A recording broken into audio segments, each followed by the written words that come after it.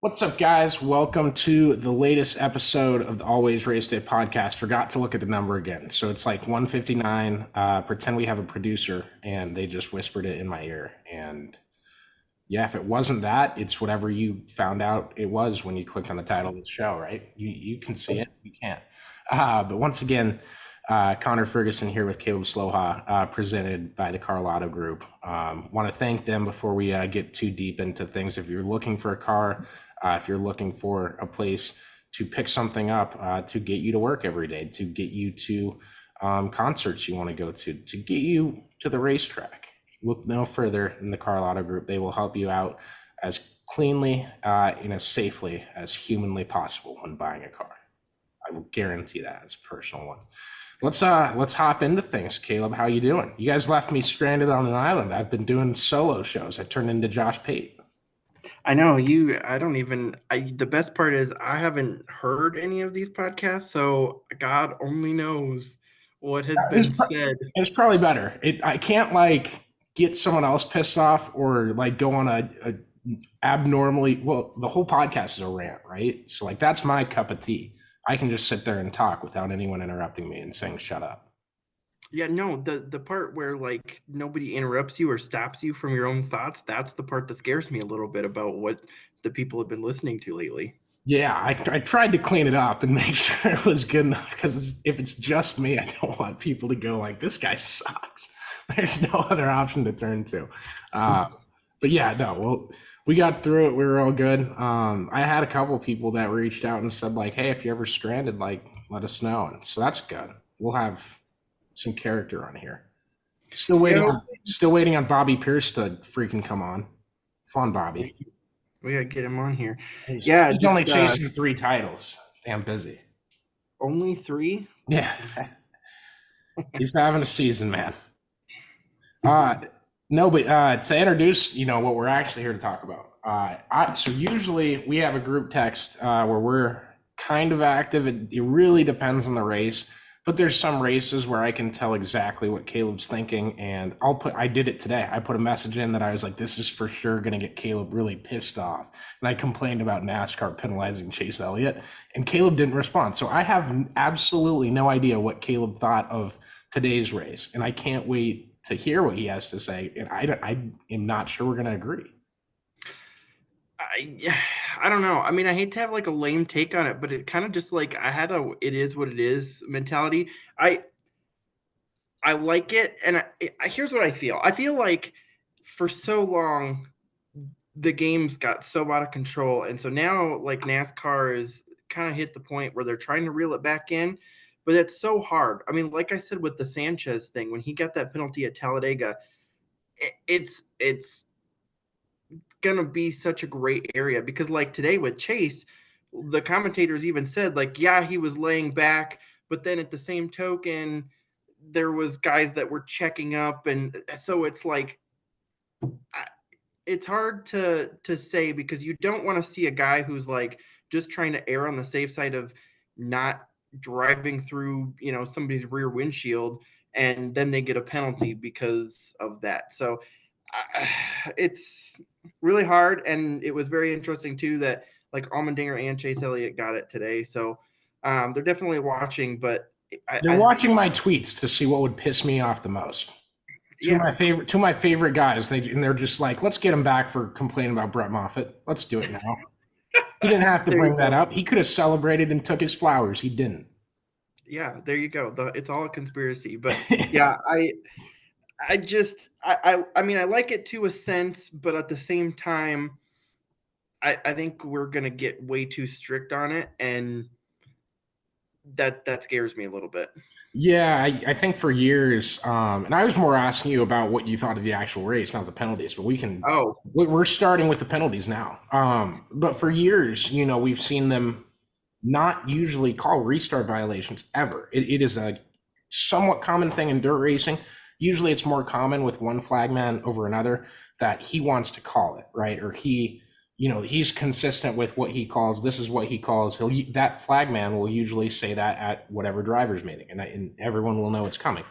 But NASCAR, for whatever reason, in like recent years, they've called more than ever before, unless I'm like completely wrong. But like growing up, it was hardly a thing jumping the start. There was a time where they were worried about lane shuffling for a bit, and that was what was getting penalized. But they never like overtly went and cracked down on stuff. And today felt like, okay, what are we, these aren't playoff drivers. They're not, they didn't even make a pass. No one could make a pass. You say what you're going to say next, then we'll transition to the race thing. Cause yeah, I'm eager to talk that. Yeah, I don't know. Again, like I said, it's just I think we're gonna get into like stupid territory of it. And I think there was a sense in kind of like the early 2010s where yeah, like a lot of like the leaders got penalized for, and it didn't happen like that often, but it was a lot of like leaders getting penalized for going too soon or whatever. And we see that time and time again, every once in a while. But then I feel like, yeah, we did go into a little bit of a transition where it was people changing lanes. And now we're here where we're penalizing the guy in 20th for being a little too far back. Or like in Nick Sanchez's case, again, like I said with that one too, if we're going to penalize a dude for being half a truck back, not even, I just don't. I don't think that's going to end out real great. What did you think about the on track package at the South Point 400? Is that what it was called? Yeah, I mean, meh. I I think there's worse races that we've seen in the last couple of years. Yeah, I have to go back to the 550 era. Yeah, I put that in the chat today too. I said we're penalizing guys in 16th. Sorry, I want to get my exact quote. I was spitting bars in the group chat and no one was having any of it.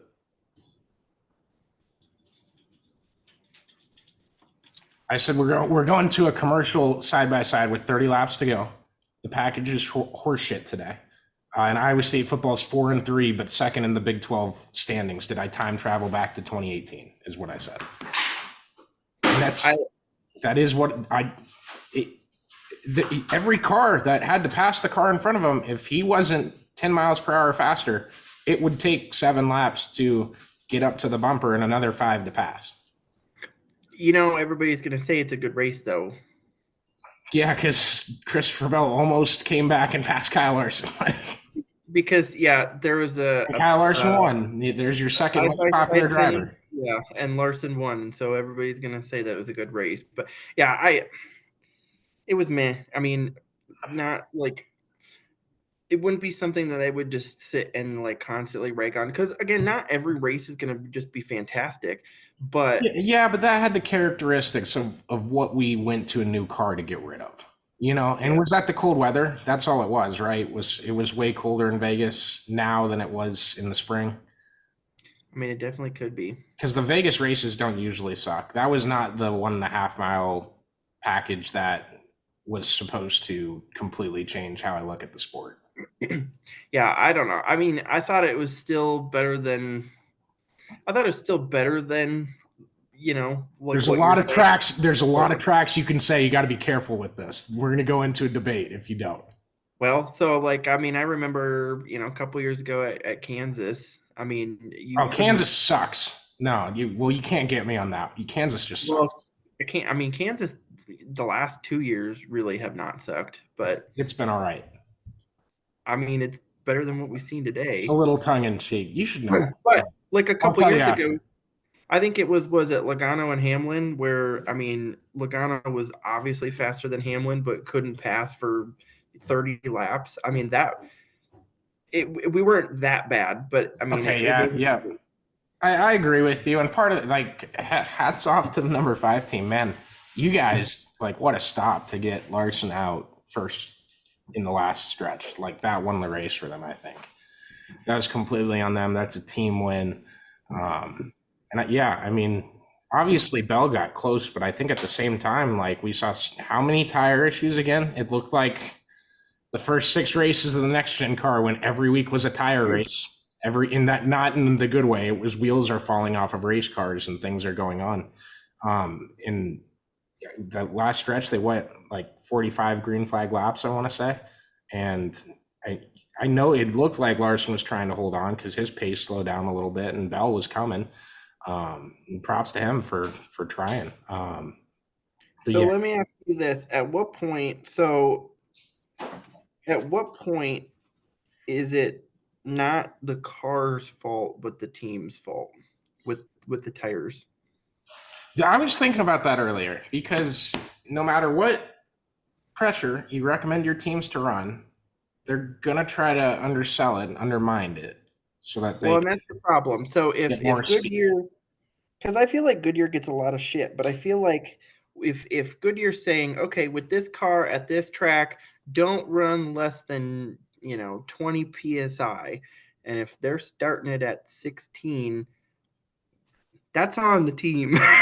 Like Yeah, you and can't. so I will say I wish Goodyear could create a tire that alleviated those issues. Not that I expect them to. I don't even know if that's a possible thing, right? Like in Well, and I think that's theory, there's no avoiding that. Yeah, because here's the deal. I mean, yours essentially they start those tires flat. And I think NBC made a great point today in, the first stint of the race, we didn't really see the tire problems because we have the slow pace laps.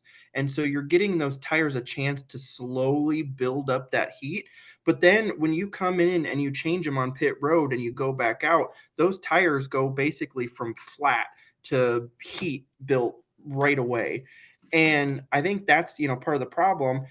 And so, I mean, I'm by no means am a tire specialist, but I think it's hard if you're Goodyear that, you want a tire that's going to build heat. You want a tire that's going to be hard enough and not pop. You want a tire that's going to wear enough so that the racing's good. You want a tire that can, handle the conditions that you want to tire, like it's all these things. And so I feel like at a point, Goodyear can only do 10 things. And if they're going to tell these teams, hey, don't run it on the rim to start because you're going to have issues if don't listen, what more can you do at that point? Yeah, make sure I circle this back. Did you know that a lot of the same dirt people that will turn on NASCAR to bitch and complain about it, like, and I get, I just spent the whole segment doing the same thing. I completely get it, guys. But the people that will turn it on just to complain, they hate Goodyear, right? I'm sure. So like Goodyear got into dirt racing, and Sammy Swindell, great like veteran, legendary sprint car driver, a lot of Knoxville Nationals, a lot of big wins and big races. He was leading the Nationals in, I want to say 2009 or 2010. I believe it was 09. It was back then though, and his Goodyear tire just exploded, and he stood on his wrecked sprint car, stood on the rim of it, and pointed down to the tire that blew up, and basically like gave him the middle finger. It's like one of the most iconic moments of dirt racing ever. It's very interesting because So they still hold that grudge towards Goodyear. Like people, I'm sitting here like, man, Goodyear has a lot of money. You guys are having a tire issue right now. All I'm saying, and this is a year or two ago. I wouldn't say they're having the same tire issue they were having then, but yeah, I think there's a lot demanded out of them. And if they're saying, listen, if you want a good product, you just can't run the tire on the rim to start the cycle, which you wouldn't recommend doing that in a street car. So, like, it's probably not recommended for a car when you're running 100, 60, 70 miles an hour either. But yeah, at some point, I feel like it's not on Goodyear. If we were seeing half the field, three-fourths of the field, like that one time at the Indianapolis Motor Speedway. oh my Um, like I feel like that's a different story. it's gonna be a historical podcast by the time it's said and done. We're gonna have J.R. Hildebrand back on for all his other races. But yeah, I feel like today really, couldn't necessarily be put on Goodyear, but I could be wrong because, again, I'm not a tire specialist or a specialist. What if we gave them all bleeders? I want to know the technology behind that and if that would help the issue or not. Because someone was accused of using bleeders, No, Ty Majeski was caught caught using using bleach. bleeders, right? Yeah, Why they don't we give all actually. the teams bleeders? But that's I don't. Again, not a tire specialist, as I just said, but um, We need to make shirts. not aspire. Yeah, not aspire specialist. Jeez, Louise. But I don't know how. I mean, I don't know. The bleeders, they might help. Again, I think then that makes for difficult racing then. Like, because think about it. Right Let now, me text. Let me text my friend Cody and see what he thinks. yeah, do He that. knows what he's But talking about.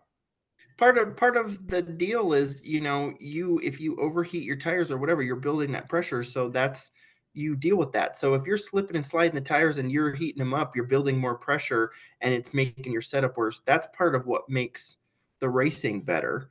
So you don't want it to where, everybody's tires just go to 25 psi, or I'm just throwing numbers out, but you don't want it so that everybody's just running the same pressure, because then it gets to be even more, slot car racing. I struggle to. So I'm watching, and everyone's on the high line, right? And Ross Chastain is visibly slower than the field. This is not a hating on Ross Chastain. I promise you, Chad Frankenfield, if you're listening, Clint, if you guys are listening, this is not against Ross. So it's obvious, like Ross misses a corner or something. He's struggling a little bit, but Bell's on the high line in first. He's in second.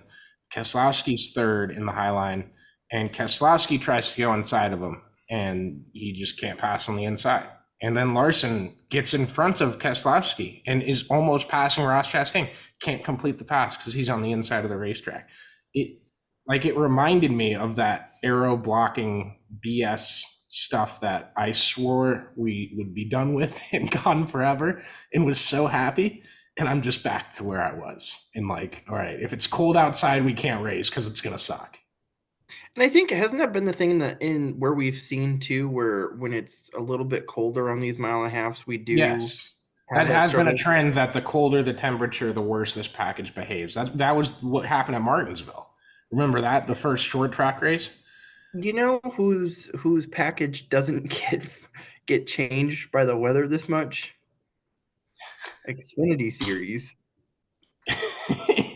Like, I just don't It's never gonna understand. happen. No, it's never gonna happen. This is like there's so many like things in Iowa State lore, things in NASCAR, things in IndyCar that it's like this makes so much sense that we should do this again. We used to do this, we should do it now. And it's just I just it makes too much sense, dude. Conference realignment is a good one. Like everyone knows exactly what it should be to keep all these teams at the table, and that will never happen. Too much I money. think we need to organize like a petition to where like all the cup teams just go race Xfinity now. No, technically, we already saved Iowa Speedway. I don't, and we did minimal. For a year. What? For a year. We all know that cup races is a 1-year deal.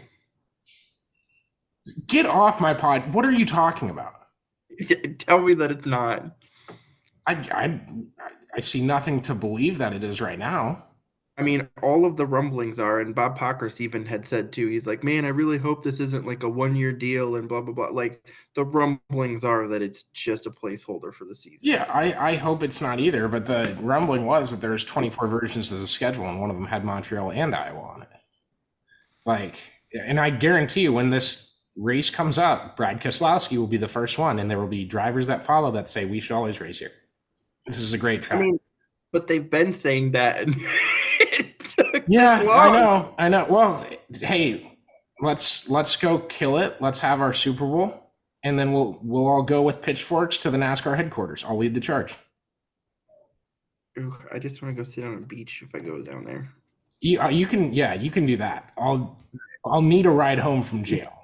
So Always race day is booking the flights. yeah, we'll print the clown shirts that they had for Roger Goodell from Barstool. We'll do all that. I will. I'm not joking. I do not. I have like I'm busy some weeks, but there are some weeks where I do have a lot of time on my hands. I will use that time if you take our fucking companies away. We're just gonna take a bunch of corn-fed Iowans down to Daytona I'll take a and bus down there. Like it will be, we'll be pick it up. hammered the entire time. It will not be easy to move any of us. Oh my god. Oh, why do you have to do that? No, we're not. We're not saying that. No, no, no. We're I'm just banning that. We're banning that thought on this show until at least August of next year. In September, honestly, because we'll be a dirt show for August. I know how July we're 1st. going. What's that? July 1st. That's my Yeah, date. July. Oh man, we'll be at a festival race in IndyCar 2 weeks after that. So, oh man, I'm really excited for next year. I hated that I couldn't be at the dirt race this week, but got some exciting stuff coming up. Oh, we haven't talked. Larson did his Indy 500 stuff this week. He did, and That's a cool to lot of see. people didn't understand. A lot of people, I feel, were giving us crap for calling it a rookie test, but that's quite literally what it is a rookie And test. he is a rookie. And he's a rookie. Like, Yeah. man's talented, but he's still a rookie.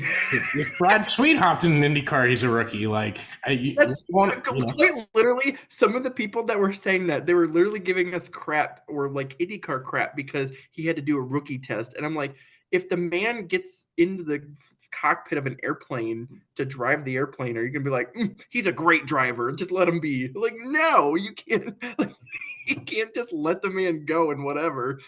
So the rules are the rules. You have to have rules for everybody. So yeah, he did. What day was that? Was that Tuesday, I think. Tuesday? Wednesday, Thursday, Wednesday, Thursday, Friday, Thursday. Saturday. It was Thursday because I was at Women's Basketball Media Day when you I texted. know it was for sure one of the days that end in Y. Yeah, it was Thursday for sure. But yeah, he did. I think it was like 37 laps that he did. But He did say he wanted to go faster by the end of it, so that's good. well, he did. He went too fast in one of like phase 2 or something like that. But Did they uh, did they ding him for it? yeah, you get dinged, so you Oh can't. my god, No, but listen. So that's a the joke. the deal is phase 1, you have to be. Oh god, now I'm gonna mess up the miles per hour. But like, You don't have to say specifics. but Like like so there's yeah, there's a one, progress yeah, thing. would Yeah, be between 200 and 210. So like one of the laps he did like 211. Well, you don't have to like start over, but like that lap just doesn't count because they want you to be able to like, control your car and your speed. And so yeah, I mean he just had the one lap I think where he went over. But and that is the kicker of it too, is people were like, oh well, is it guarded by the team or by IndyCar so that they're like putting where his speed is. And I'm like, no, that defeats the whole purpose of the test. You can't. So yeah, it was him actually driving, and they've got this set up so that he's not going to go, 230 miles an hour by himself. But yeah, he completed that, so he can officially qualify for the Indy 500 now. yeah, and that's a big thing. You have to get an amount of time behind a car in a race. Like, I kind of wish they still had the Freedom 100 for that. Like, why is your top development series not teaching you how to race with other cars on the track at the Indy 500? And I get you get that at practice, and they practice a lot for that race. They practice plenty for that race. And I'm not saying take practices away whatsoever. I feel like when people watch ARCA at Daytona or Talladega and complain about it, it's like, dude, shut up. They have to learn at some point. Well, yeah, I mean, you have to have some sort of progression. I mean, I like what NASCAR has though, where it's not like, okay, you have to run a year of trucks and then a year of Xfinity before you can move to Cup. Like I like that Yeah, you it's don't not, need that. I like that it's not that specific, but if you go try to run a Cup race, you have to, there's some parameters you have to have. Although I question the parameters at some points because what was it a couple years ago where they allowed somebody or like a Travis Pastrana, okay? Oh, Travis, I was well, just let's about to bring him up. He is so freaking proven. That dude drove a dirt bike onto and off of a building and slammed his wrist through his but that doesn't mean you're qualified to drive a stock car. and the next year he jumped a rallycross car over the lake. Like he is completely fine in a stock car. He was in the NASCAR playoffs for 6 days, Caleb. How could you say that about Travis Pastrana? Name a better debut. I'm going to backtrack on Pastrana because I forgot he did run Xfinity full time. Yeah, he ran a whole year of Xfinity. Who was it? They like approved somebody random, but then Jennifer Jo Cobb got denied. And I was like, how? I mean, I understand like she's not in fast equipment and such, but like I don't understand how she gets denied when she very clearly has experience. Like I don't that befuddled me. That's not right, because you would. All right, I'm going to do this without mentioning names or political views or statements or anything. But Caleb will be like, I hate that guy. He said this. And Jennifer Jo Cobb mouthed off to NASCAR like 2 weeks before that. I remember that situation. That was nothing. That was nothing more than she gave the middle finger to them and they gave it back. That's what that was. Yeah, but that's not right. I agree it's not right, but that's what happened. That was 2,000% what happened. I love Jennifer Jo Cobb. I love her because she will speak her freaking mind. And we need more people like that. Absolutely. It was like in the mid 2000s where she got like kicked out of the Xfinity ride right before the race. And she like went on this TV rant and she was like, God told me not to get behind the wheel of this car today. And like, it was just drama that was just spilled out onto the TV, but it's a sign from that's good. That's a good spin zone. I might have to use that. Well, there was no, I don't even remember what it was, but it was like basically right before the race, she was told that she was going to have to start and park, and that wasn't her contract. That wasn't her deal. And so, she basically had said that she was like, nope, I'm not going to do this. I'm not going to get in the car. And, yeah, I can definitely see both sides of that, but yeah, she's a something, but she should have been able to run that Talladega race for sure. See, you go off about Danica Patrick's like. No, I'm not even laughing at this. I'm laughing at the text I got from my friend Cody. The dirt people will probably know who this is. Should I read the text word for word? Do it.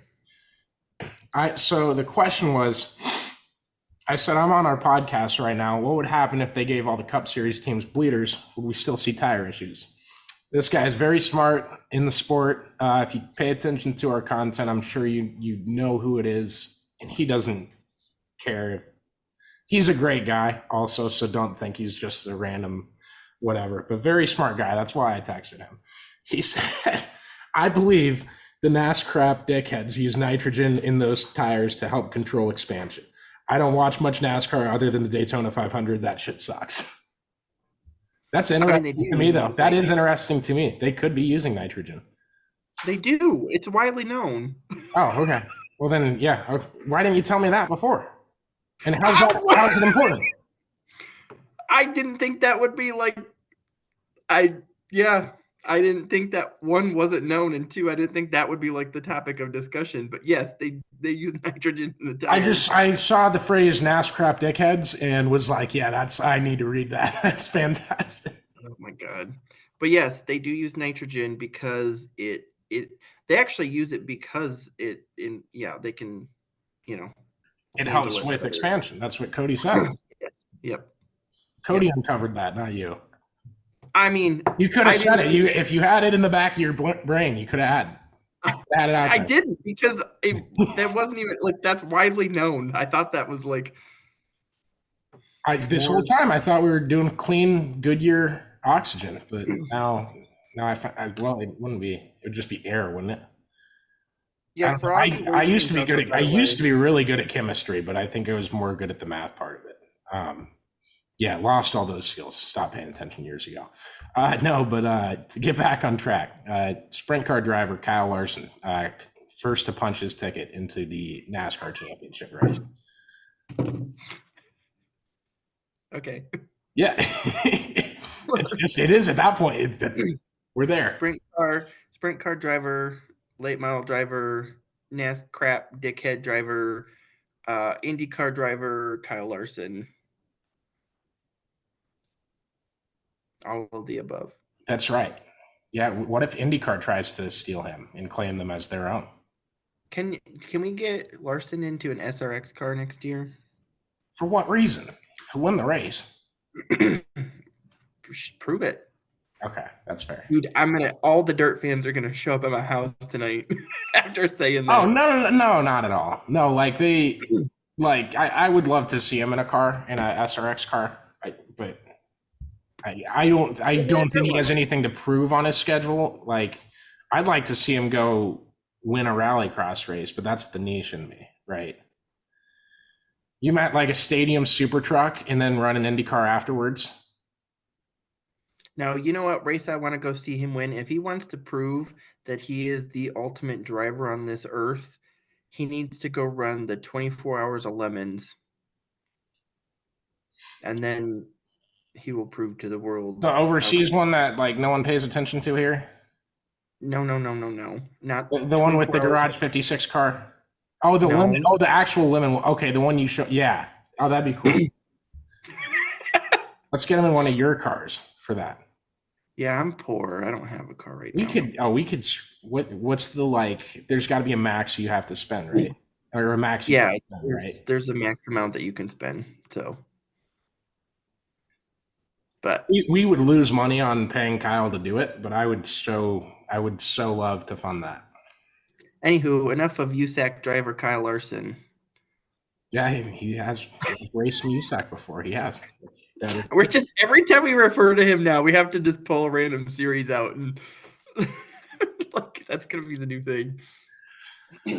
I'll have to scrounge around for some different ones he's ran that no one has seen before.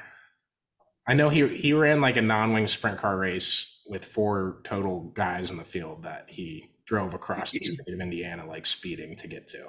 So that's a YouTube video. I don't know exactly who put that out there, but we've all been there. YouTube search around a little bit, and it's like 10 minutes long or so. No, but so he's the first to clinch a spot. I was actually looking up the new standings and. Well, yeah, so we should say too with the standings before we get into the standings, Yeah. Ryan Blaney, if you haven't found out yet, was disqualified. He was on the outside looking in. You want to hear the new number? Have you heard it yet? It's can I take a guess? I'm gonna say minus 38. It is minus 56. Oh. That's Blaney winning at Martinsville or Homestead, to me at least. Yeah, no, that's with the field that you're competing against.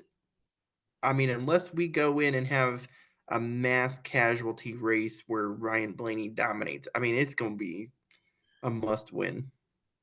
Yeah, and I the second I say it's a must win, he'll sweep the first 2 stages. The rest of the guys will have trouble, and he'll mathematically like really. Well, no, now he'll sweep the stages of the next 2 races and finish second in both races.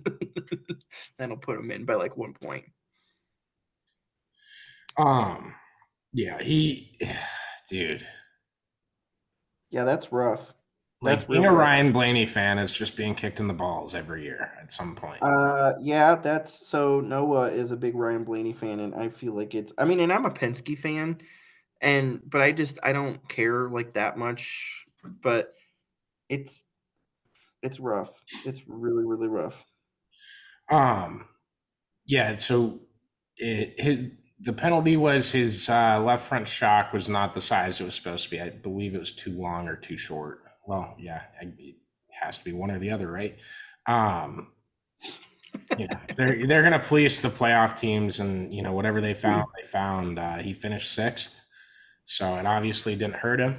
I'm sure we'll hear more about why it gives him an advantage in the coming weeks. NASCAR has been pretty open about that this year. Pretty cool like presentations about why that's like a thing that you could use to get a leg up on someone and stuff like that. But Well, and can I what a just shell say, shock for the 12 fans. Yeah, sorry. can I just say though, they have not been running that great, and the last couple weeks they've all of a sudden been running a little bit better.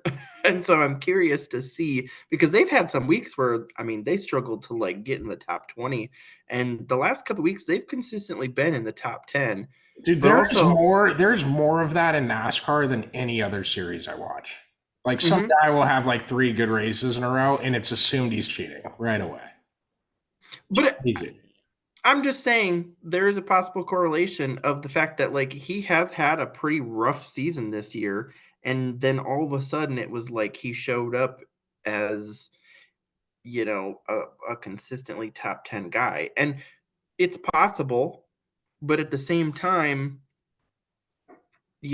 is he, was he cheating? And then my follow-up question, well, we know he's cheating, but like, is that why he's, up there? And then my follow-up question would be like, if you're in the playoffs, something as simple as a shock is easy to catch. So like, I need more information. But I mean, honestly, you think Tony Stewart went from not even being a playoff car to winning 5 out of the 10 races, and you're gonna tell me that Are you car. questioning Tony Stewart's cheating status? Like I'm my dad has shit on Tony Stewart on social media enough this year. I don't think we need to do it on our podcast, Caleb. I'm just saying, uh, how does a team go from struggling that bad to winning 5 out of the 10 races without? Sometimes big game players make big game plays. Okay, that's correct. Do they make those big plays like 5 out of the 10 weeks? I mean, that's not even like keep in mind, I'm not saying, oh, Tony Stewart went on to finish top 5 in every single. He fucking won 5 out of the 10. He won it. He beat everybody else. Why are you digging yourself on the Tony Stewart might have cheated 10 years ago? I'm just saying, like, I fucking knew it was 12 years ago, but I'm just Okay. saying, like, it's You're very correct. interesting that Blaney really. I mean, a lot of people had Blaney first round out, and then all of a sudden, like, he's looking like a guy that could probably make his way into the final four. And was it the shocks that have been getting him there? We might never know, but it's a very interesting thing. One other big deal. Martin Truex Jr. broke his failure to finish in the top 15 streak. Lasted 6 weeks. He finished 8th today. And And with he's all of the points that he had coming into the playoffs, I think he's still, what, 203 points to the good? 203. Are we doing the old point system where like every car was 1,500? I mean, it's insane. Is I So it's Larson is obviously clinched. Byron is plus 11. Hamlin's plus 4. And then Martin Truex Jr. is plus 3. He's the last one on the inside. Christopher Bell's minus 3. Tyler Reddick's minus 15. Chris Buescher's minus 23. And obviously Blaney 56.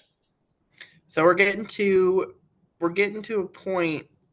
It'll be interesting, obviously, the next couple weeks, but we're getting to a point where we really have a 5-way battle going into the, going for the final four.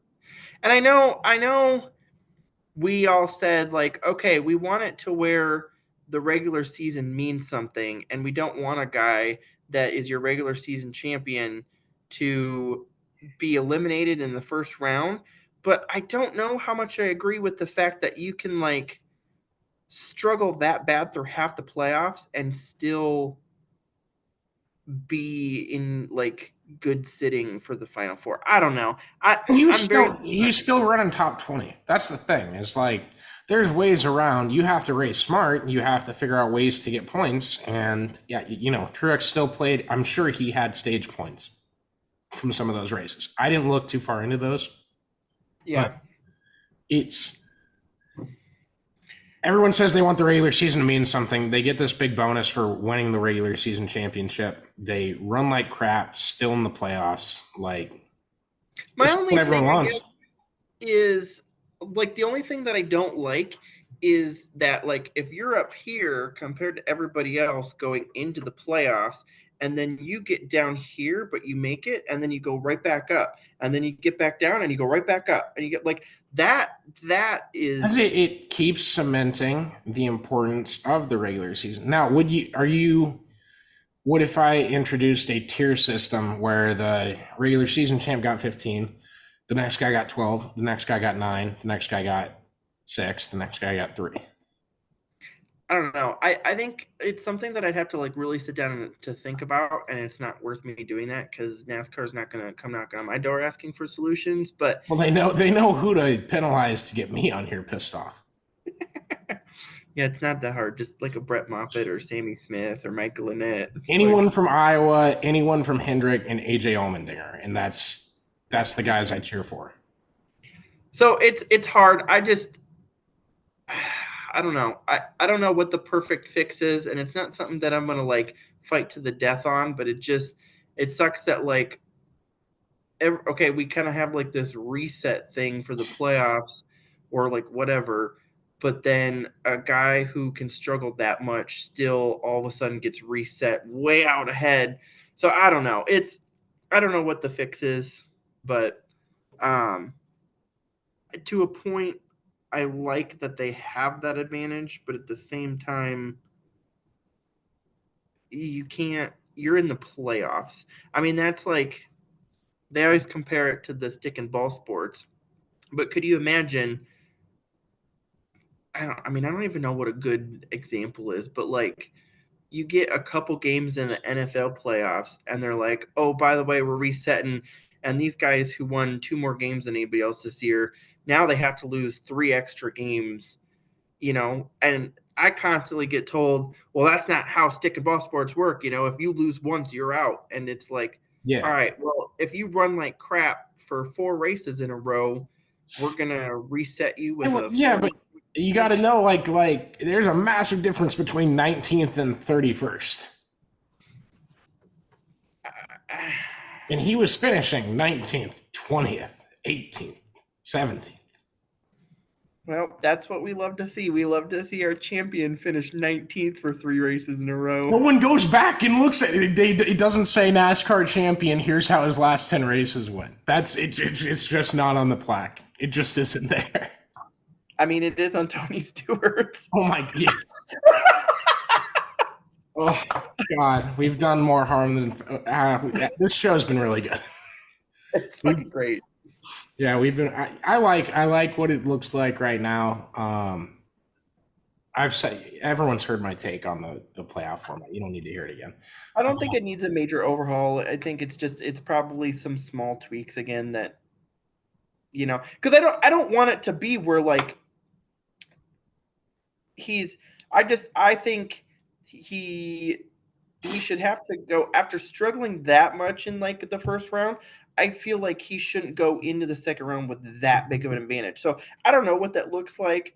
I'm not going to get into it and whatever, but like, I just feel like you shouldn't struggle that much and then be given that big of an advantage. But Well, if it were up to me, the final four would just take Phoenix and we'd put them all at the start finish line, have them start their engines, and then you just go and you run 3 laps, and there's pyro going on all around the racetrack for the entire race.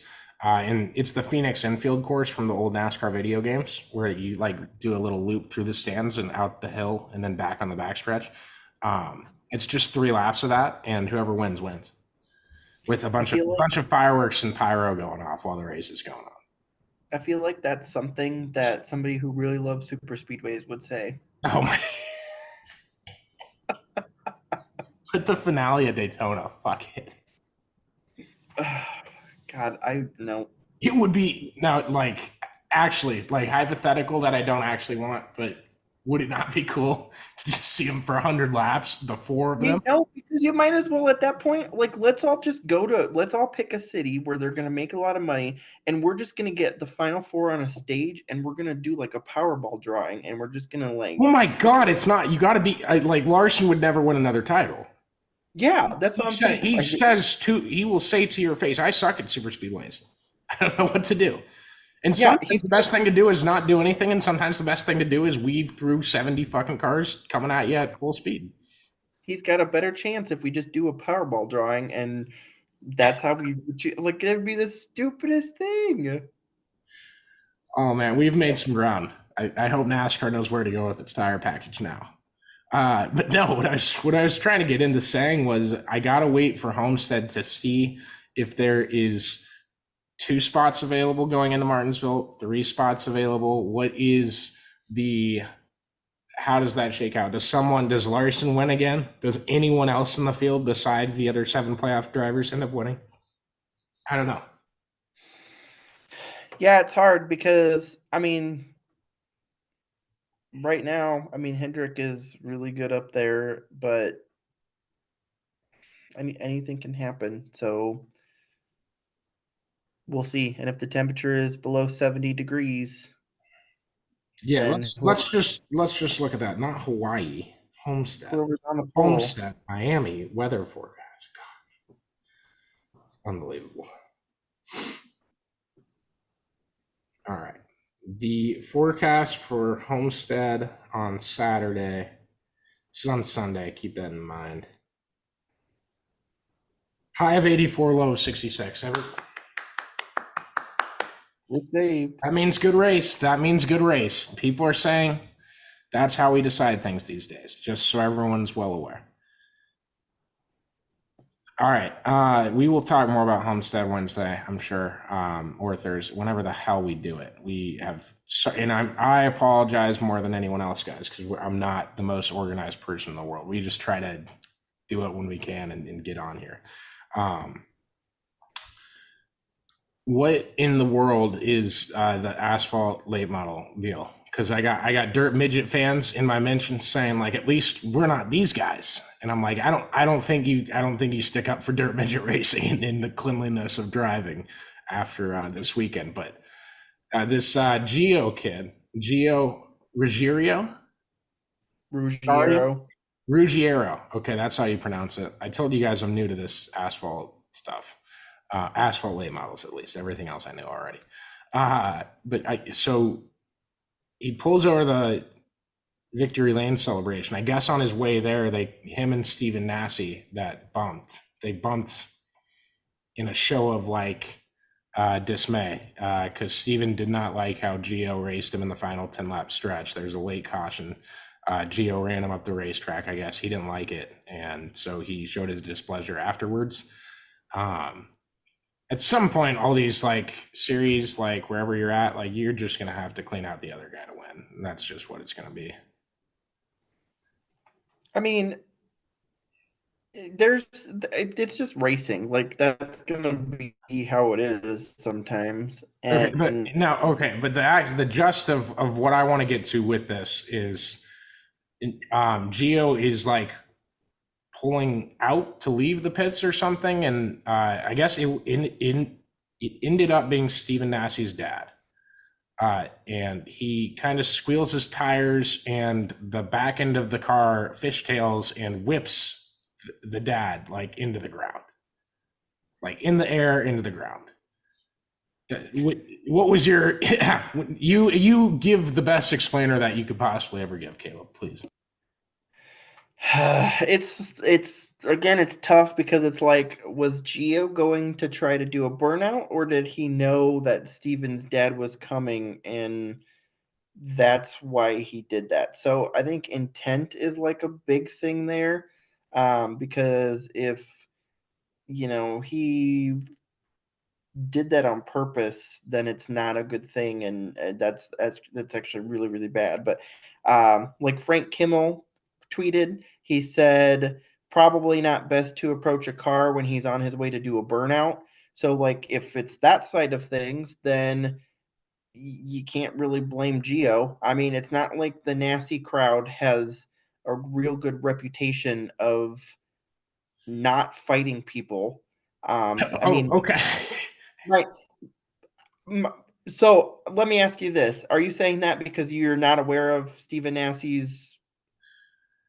No, I was laughing. I was laughing at how you phrased it because it caught me off guard a bit. I mean, I if know. I know if I'm in a car and I see Stephen Nassie's dad coming at me, I'm leaving. Like I'm leaving the situation because I know how that family is. I sat and watched a race one time where Stephen Nassie fought his own pit crew. So like that's just the reputation that they have. So like if Gave him I'm the old Gio, Kevin Harvick. oh god, it was bad. But if I'm Gio, like, yeah, I'm gonna want to get out of there too. I'm sure he meant no harm. I'm sure he wasn't thinking that he was going to try to hit him or whatever. So And let's again, let's dissect let's dissect it. yeah. So is there any way to tell if he knew that the dad was like approaching the car and did it on purpose, aside from him in his own mind knowing what he's doing? Like, And that's hard to tell. okay, I so mean, there from is the not. So video, that, yeah, completely zero there. Yeah, I would also say, and this to me, in the what other people were saying about it, like, are we going to do something about this? Somebody said, are we going to penalize this?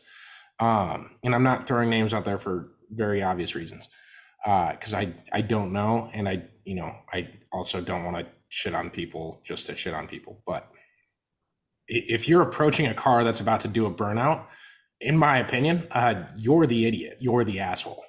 Like, no other way to put it. Like, if you know, like, that's about to happen, and you also parked your car there to upstage a burnout. Something could happen there.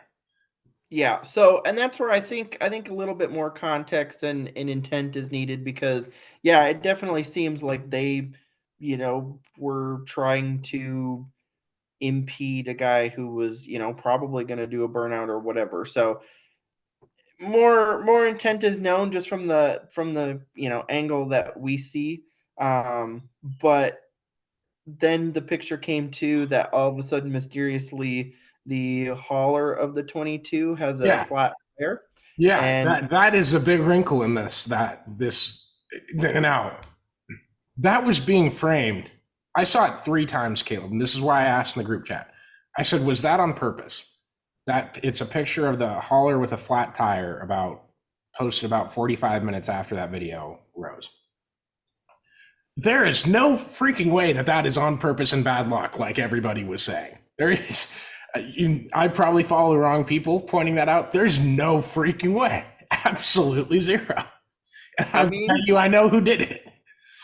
sometimes consequences or not consequences, coincidences are hilarious. But yeah, I mean, there's also ways to see though, like, if it was slashed, you're gonna know if the air was let out of it, unless somebody took the cap off, sat, waited for it to completely deflate, put the cap back on. Either the cap's missing or the tire slash. Like you're gonna know that it was somebody messing with Caleb, it. how do you pronounce? Is it Stephen Nassie? Is it Nassie his Yes, last name?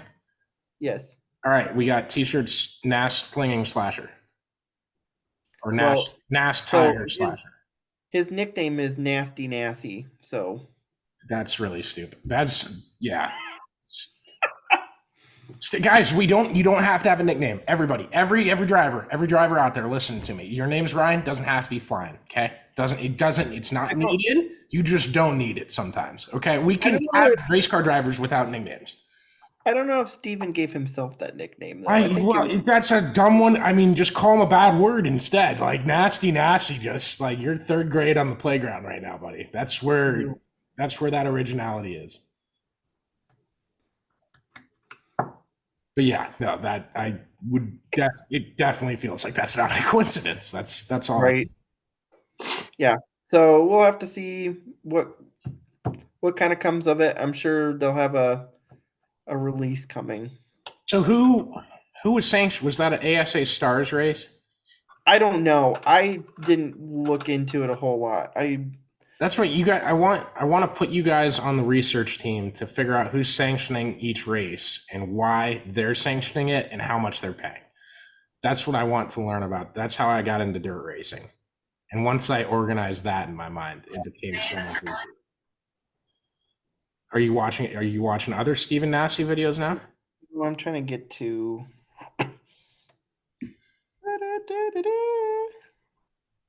It looks like it was a stars race.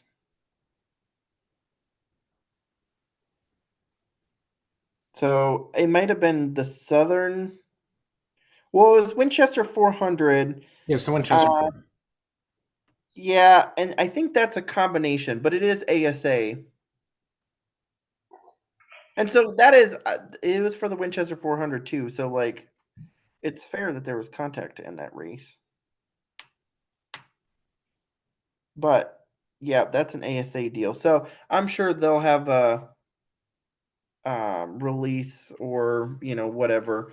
Because I think either way, either Stephen Nassie's dad or Gio Ruggiero gets penalized.